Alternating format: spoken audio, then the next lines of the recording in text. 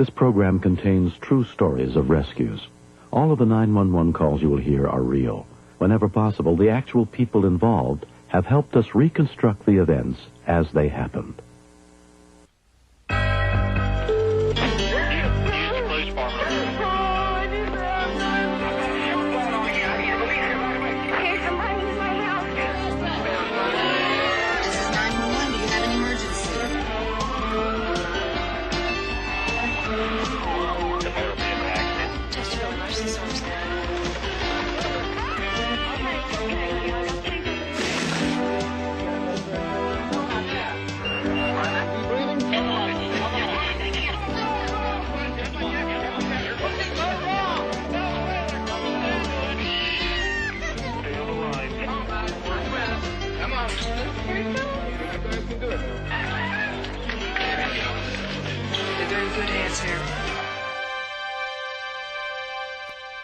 As one of the owners of a shop that made custom decks and gazebos in Rancho Cordova, California, Lori Berardoni was well aware that the work could be dangerous.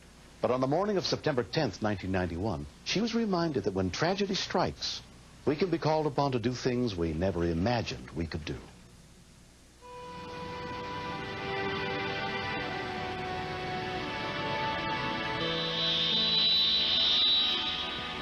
"20-year-old Doug Reams was the only other person at the shop that morning.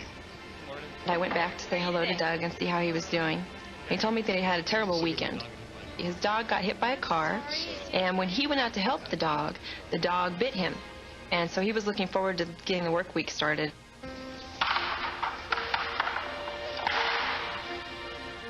I went back to work.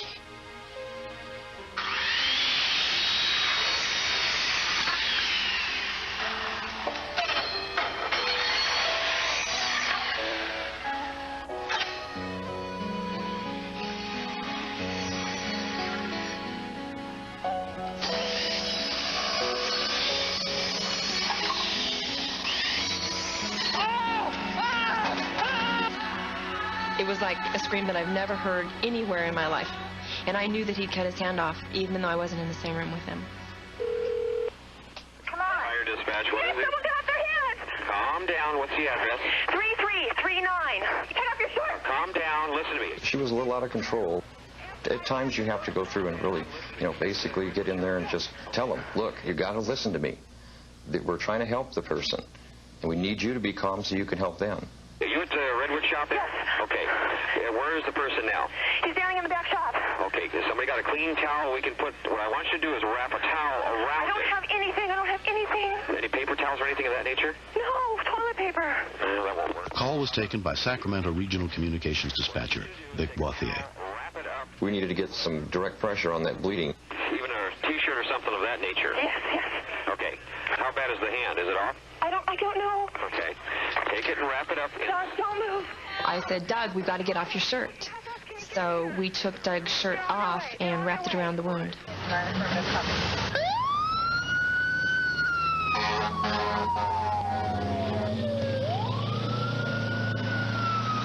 What do you want me to do? What I need you to do is I want him to...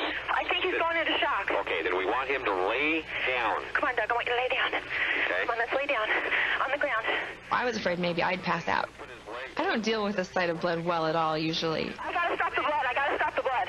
He had probably cut through the artery because of the way the blood was coming out. Wrap it up. Don't put a tourniquet on it. It's got a shirt on it. Okay, wrap You don't want to tourniquet things. That's your last resort if you have to use it. Pressure.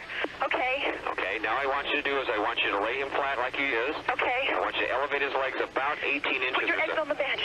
Legs on the bench, Doug. There you go. It's okay. Okay. You're doing good work. All right. Come on. He keeps saying he's gonna die. No, he's not. We're Come not on, gonna. Doug. It's okay. You tell him we're not going to let him do that. We're not gonna let you. You're just nervous. You're just in shock. Come on. That's against my rules. Okay. No, you're not. It's not bleeding. His eyes were starting to roll back in his head. And I'd say, come on, Doug, come on. And his eyes would come back.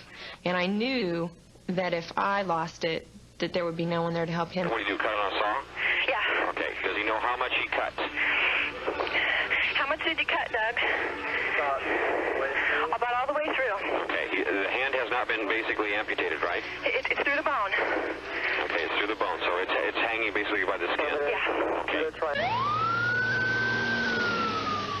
You just think about everybody that's on their way here, and they're going to take care of you. They got a whole crew coming.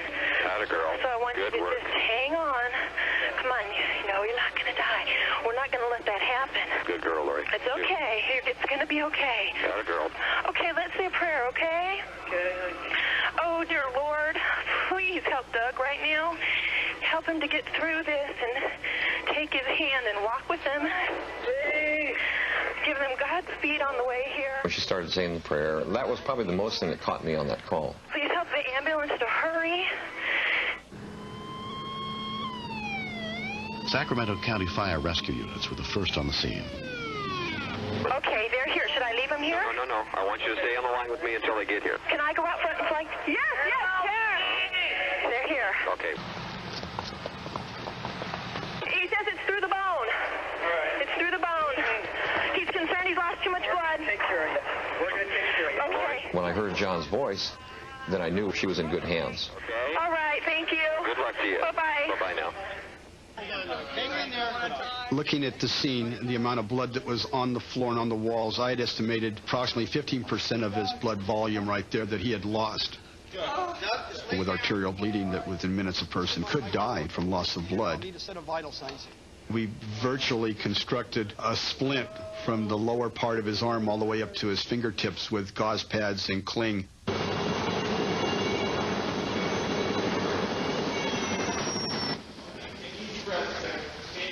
Doug was very pale.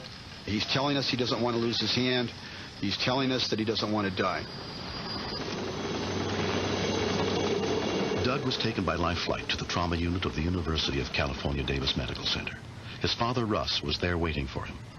Before they took Doug into surgery, he looked at me and said, "Well, guess I'm going to lose my hand." I said, no, you're not going to lose your hand. Everything's going to be all right. Don't worry about it. And the whole time I was thinking, yes, you are going to lose your hand. Chief orthopedic surgeon and hand specialist David Steinberg performed the operation. If this had happened 20 or 30 years ago, I think his chances of having a functional hand would have been greatly decreased. Technology has become advanced enough that we expect a fair degree of success from those operations. In the 10 months since his hand was reattached, Doug has regained partial use of it. Although no one is certain how complete his recovery will be, he's grateful to be alive. I was really scared. I kind of thought I'm bled to death. Good thing Lori was there. Really appreciate what she did. Couldn't have made it without her. I don't think I did anything extraordinary. I think I did what I was told. And I called 911, and that's the great thing. Once you get a hold of them, they'll tell you what to do. To me, that's all the gratitude I ever needed. Just as long as I know things have worked out and the help was there for them, that's what my job's all about, helping people. You can't be too careful when you're working around equipment like that. No matter how much of a habit you've gotten into doing this same thing every day, it's still dangerous. You know, you really got to pay attention to what you're doing and take your time. From the very first day, I was teasing him about what a lousy way to get out of working for a living, to try to cut your hand off. But the teasing is all a cover-up, so I don't have to really think what I'm really feeling.